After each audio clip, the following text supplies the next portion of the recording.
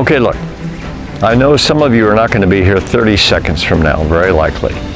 That's sort of the average look time on YouTube, if you look at the statistics. But I'm going to tell you this. There are some of you who are going to stay with this and even into the part 2 of the next video, because maybe, just maybe, even at age 18 or age 24, whatever you might be out there, maybe at some point you've thought about death. Maybe then you've thought about an afterlife. Maybe you've had someone near to you suddenly die in an accident or something, a friend, whatever it might be. And you wonder, where are they now? And can I really know for sure? There's all kinds of theories about that, right? Depends on what religious preference you might be. It's almost like a religious smorgasbord, right? I'll take a little of that, I'll take a little of that, maybe I'll mix them all together. But maybe that's a good way to be deceived and not really understand what the real truth is. So let me ask you this. Here, we're going to start off with this. Point blank, where do you think you're going to be when you die? And how can you possibly know that? You might even want to ask, if there's an afterlife, and I kind of believe there are many people, statistically they say most people believe there's some kind of afterlife, that it's just not we die and then go back into the soil and that's it, just blackness. It's what rocks dream of, somebody once said. Not like that. No, there's an afterlife, I'm firmly convinced, and there's a lot of good reasons, rationale for that. We're going to get into that a little bit. But these are age-old questions, and many would claim, well, you can't know that for sure. Steve, we don't know everything in the universe, much less what's outside of this universe. You can't know that for sure. Well, I think you can, and that's one of the things, again, we're going to explore here. They say that some people, maybe the more skeptical among those of you out there, more like scientists, some of your professors maybe, say that, well, the physical laws that science has discovered over the centuries, that governs everything, goes on into the universe, and we're blind to any other possible dimension. If there are, it's needless to even think about it because we can't even access it. So let's forget about it. Just party and have fun in this dimension. Well, what about a spiritual dimension, for example? That may or may not be able to be tested. It may or may not exist. Let's just take that perspective right as we start here. But then over the last century, you get astrophysicists and science philosophers, sometimes they're the same person, looking at the mysterious world of subatomic particles, identified in linear accelerators and now the new super colliders. You're seeing a picture here of those. Well, some of these, science tells us, seem that there are particles, subatomic particles, that almost look like they're popping into existence when they look at the computer analysis of what they're able to see here with these tracks. And it's way beyond me, way beyond you, how that can even happen. But they say, well, gee, these almost look like they're coming in and out of another dimension. How can that be? And they can't quite figure it out. I have a lot of different theories for that. But it's sort of a tantalizing look that even the skeptical scientists now beginning to say, okay, maybe there is some other kind of dimension. Maybe there's an endless number of other dimensions. 10 dimensions, maybe there's an infinite number of dimensions. Who knows? Maybe there's just one. Well, sometimes the more philosophical of these scientists, even the skeptics, begin to say something like, okay, maybe there does exist another dimension or dimensions that we just can't measure because we're trapped in this particular three-dimensional universe. Length, height, width. Who knows? Maybe Christians and other people of faith down the centuries who have claimed that there's a definite existence, a spiritual dimension that can be actually shown. One of the ways is miracles, of course, that there's a dimension there, and maybe there are spiritual beings. I'm just giving you some examples of what artists' conceptions might be. No one has come back yet to tell us, have they? What another dimension might be like. But okay, you say, okay, Steve, if there's no existing real hard evidence that we're anything other than just, as Nietzsche said, blood and soil, for human beings. What a negative, chilling thing that is. But you might say, okay, Steve, if, as you say, there's no real existing evidence, hard, concrete evidence, that there's any way for human beings to see or access this dimension, then how can we really know whether, how can we really test, in other words, whether it exists or not? That's what I'm about to document for you in this video and the next one. So stay with me. All right, I come now to the core proofs. You'll see that there is, in fact, solid corroborating evidence that proves, I think even to the most hardened skeptic, that proves that there exists a spiritual dimension, not visible, not accessible by us, stuck as we are in this little three-dimensional box that we alluded to earlier.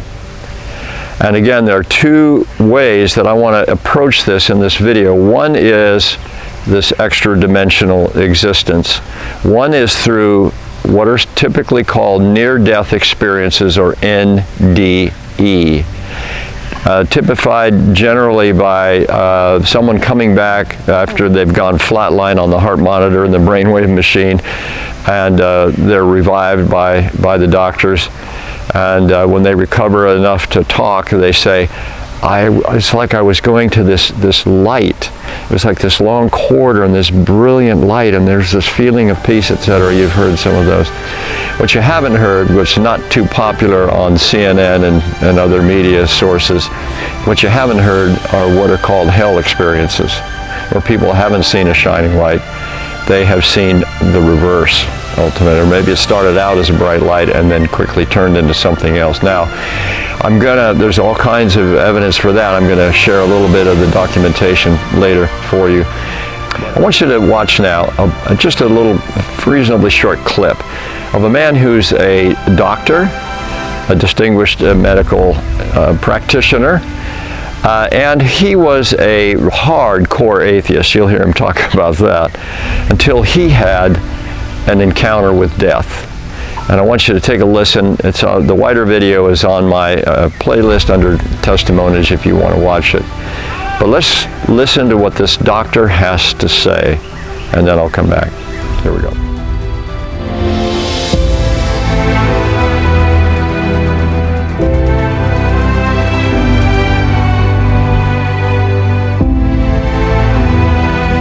February of 1975.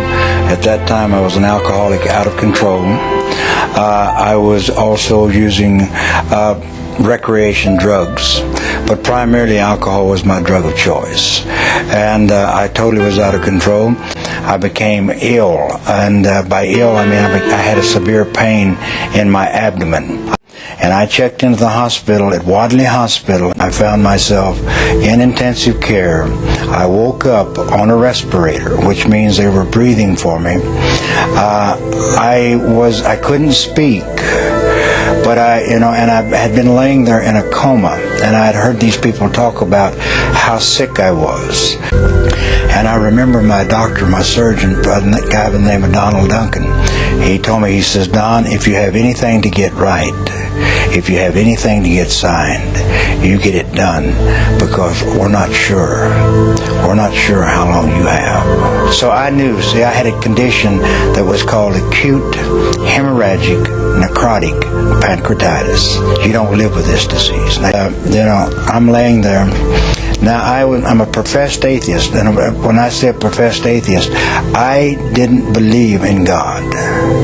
I believed in the power of the universe because I'd seen it. I'd seen it, life and death. As a physician, I dealt with life and death. I believed in something, but don't talk to me about God, and surely don't talk to me about a resurrection or a virgin birth or this type of thing, because I am in research science. PhDs in research science, the majority of them do not believe in God. But it's very difficult to be an atheist when you're laying on your deathbed, because you begin to think, what if these people are right? See, there'd been one man by the name of Ron Short that has stood between me and the gates of hell.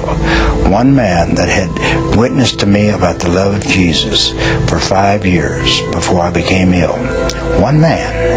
And, I would debate him, and I liked him.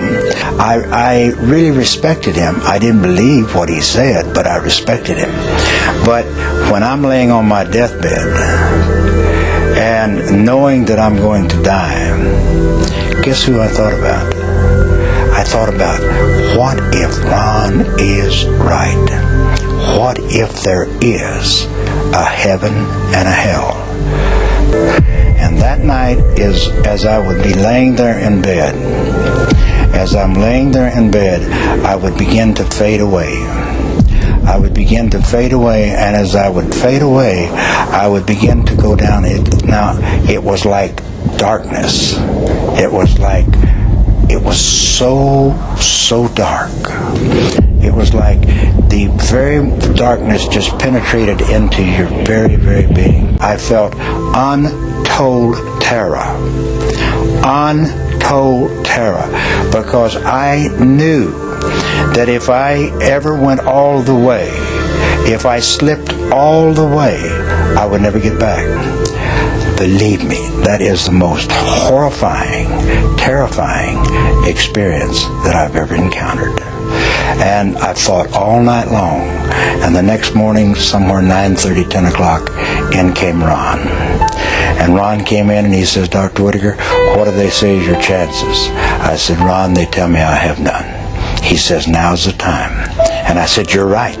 I mean, I'd cursed him, I'd spit at him, but now was the time, because I had to have whatever he had, because I had a short period of time on earth, and I didn't have any idea when I might make that trip and go all the way.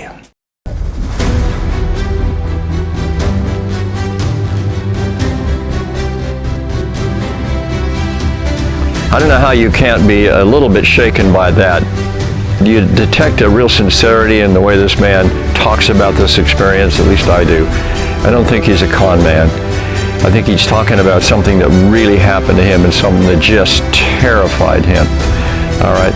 Now, here's what I want to do, though. We're going to cover a little bit more of the NDE issue in a bit, but I want to jump into miracles.